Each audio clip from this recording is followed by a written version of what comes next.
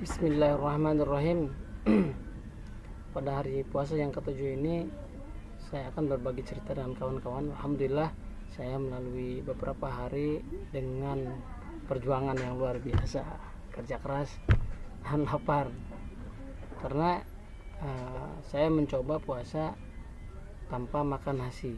Saya mencoba untuk mendisrupsi, saya memotong kebiasaan saya untuk makan nasi. Bisa enggak sih sebetulnya ini dilakukan, dan selama ini alhamdulillah masih bisa walaupun memang berat.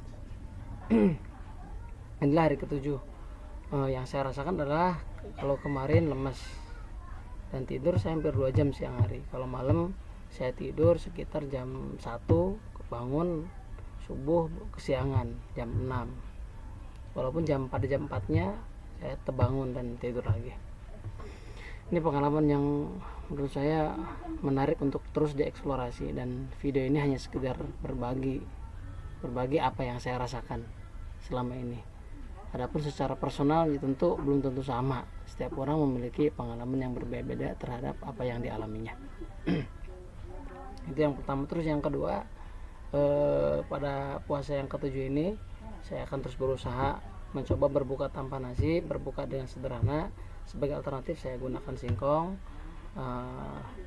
talus, dan hui. Saya pakai itu coba sebagai alternatif. Bisa nggak sih sebetulnya? Yang kedua, saya juga mencoba untuk mendisiplinkan diri, karena sebagaimana kemarin telah saya sebutkan bahwa as-saumu nisfu sabri. Jadi puasa itu bagian dari kesabaran. As-sabru nisful iman, dan kesabaran itu merupakan sebagian daripada iman. Jadi puasa ini luar biasa. Jadi bagian upaya kita untuk mengekspresikan keimanan kita pada Allah Subhanahu wa taala. Meskipun sekali lagi ini kesan dan penghayatan setiap orang tentu berbeda-beda, tapi yang saya rasakan demikian. Itu yang kedua. Yang ketiga, saya juga mencoba untuk mengeksplorasi banyak hal, karena dengan puasa kita menjadi ringan, meringan, bisa mencoba banyak hal, membaca buku, melakukan aktivitas yang lebih luas, karena waktu kita digeser, waktu makan kita lebih sedikit, jadi tidak makan terus.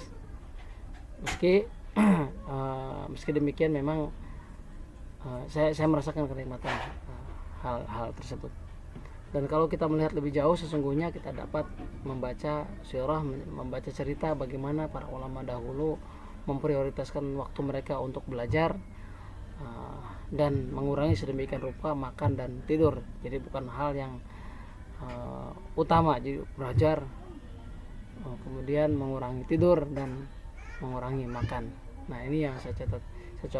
Saya juga mencoba untuk mendisiplinkan diri untuk sholat tepat pada waktu, karena ini kebiasaan buruk yang saya sering lakukan. Masya Allah suka terlambat. Seringkali saya berdalih, memang ada waktu, disebutnya waktu yang luas, karena waktu zuhur itu dibatasi sampai sampai waktu asar.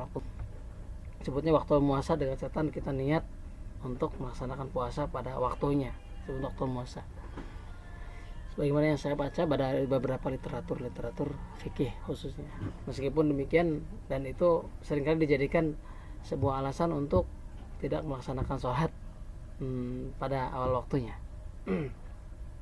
Insyaallah.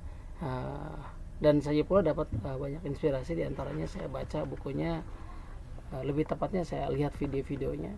Dulu saya pernah baca bukunya 7 Habits for Highly Effective People, bahwa ada 7 kebiasaan yang perlu dikembangkan untuk menjadi orang yang betul-betul efektif. Yang pertama adalah proaktif.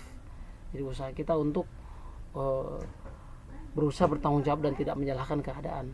Nah, kita marah, kita melihat misalkan kondisi anak-anak kita yang kok kenapa anaknya karakter begini. Nah, kita bersikap proaktif, artinya kita berusaha membangun diri. Kalau kita menginginkan keluarga yang bahagia, berarti kita juga harus berbahagia.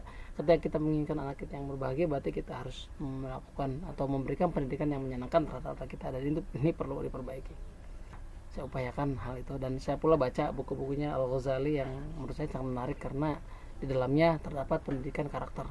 Jadi karakter ini sangat penting sekali, berdasarkan survei atau penelitian yang dilakukan oleh Stephen Covey dalam bukunya 7 Habits for Highly Effective People. Itu poin pertama yang saya akan sampaikan. Nanti poin kedua dan sebagainya saya coba elaborasi lagi sesuai dengan konteks, sesuai dengan pembelajaran yang saya dapatkan pada pengalaman sehari-hari, penghayatan sehari-hari. Jadi karena ibadah ini seringkali kita lakukan hanya sebatas ritual belaka tanpa pendalaman. Kita tahu keterangannya, akan tapi kita tidak tahu bagaimana merasakan ibadah itu. Kita tahu iman tapi kita tidak merasakan iman, dan itu ya yang saya rasakan demikian.